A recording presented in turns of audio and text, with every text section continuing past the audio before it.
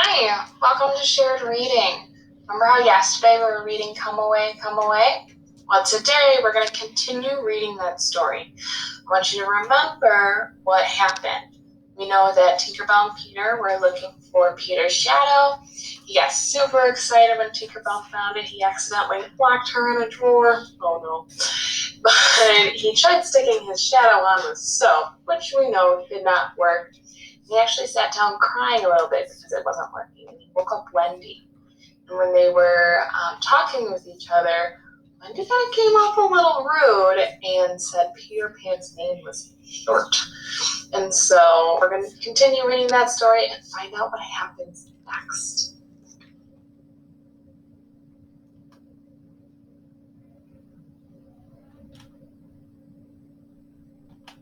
Today, as we read, we're going to focus on identifying the key events in this story and be able to create a summary as we read.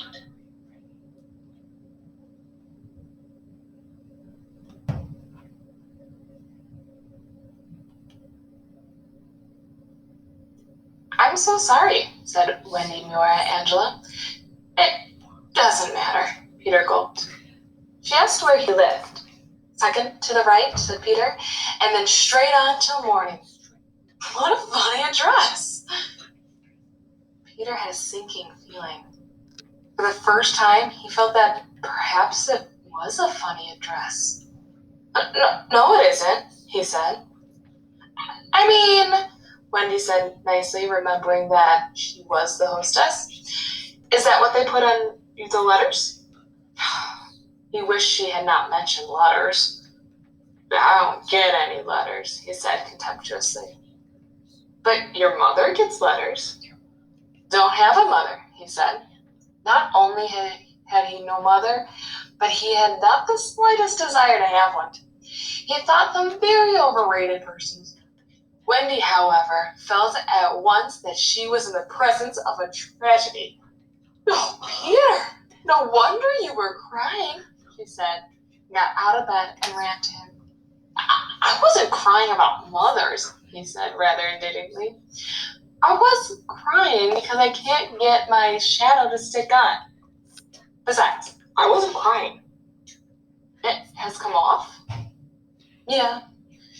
Then Wendy saw the shadow on the floor, looking so draggled, and she was frightfully sorry for Peter. How awful, she said, but she could not help but smiling when she saw that he had been trying to stick it on with soap.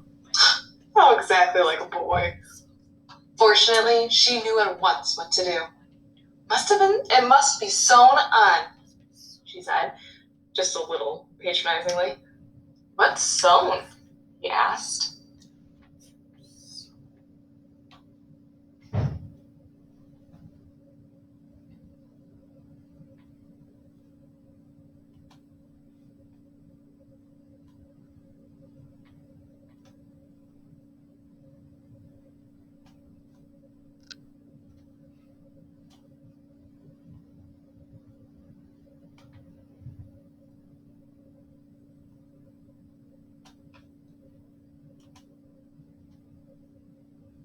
You're dreadfully ignorant.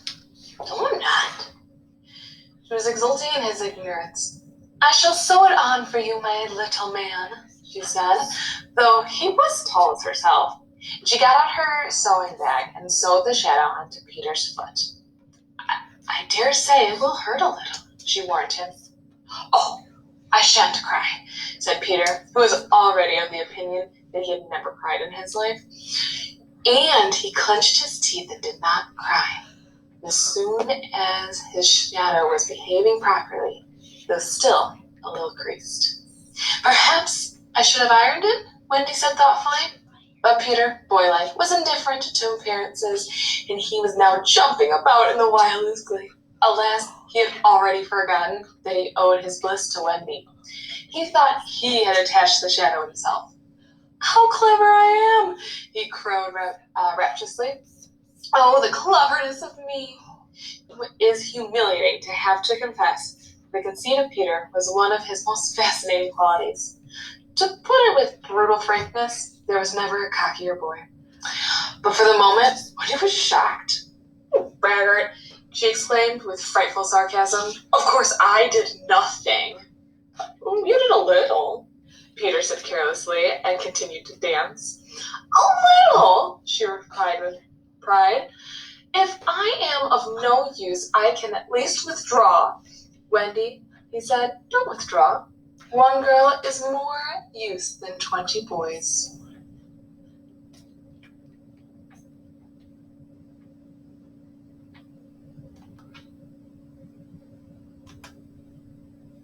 As I'm reading, I want to make sure that I'm taking notes of any key events that's happening in this story so I'm able to write little summaries throughout as I'm reading to better understand it. I also want to know that a lot of times the events are written out by the narrator, but sometimes they aren't. Sometimes I can get a key event from something the character is saying, thinking, or even doing. Like my first key event here, I underlined second to the right, said Peter, and then straight on till morning. And the key event here is that I'm actually learning a little bit about Peter. I'm learning where he's living, because Wendy had questioned him. I also figure that he's a little self-conscious. When it says Peter had a sinking feeling, he's kind of like, oh, maybe that isn't a cool place or isn't a great place to live, because she had said, what a funny address. So on the other side over here, I know I'm learning more about Peter because I'm noticing he doesn't have a mother and he even doesn't even want one. So on this page, what I'm learning about is I'm learning about Peter and his life.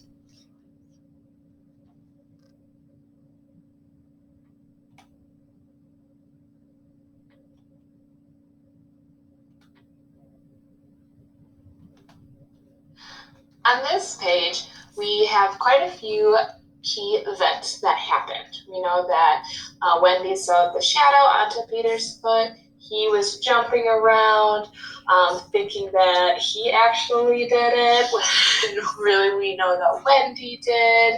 And he finally kind of apologizes at the end, saying that one girl is more use than 20 boys. What I want you to do is use these key events and write a summary in your own words of what's happening on this page.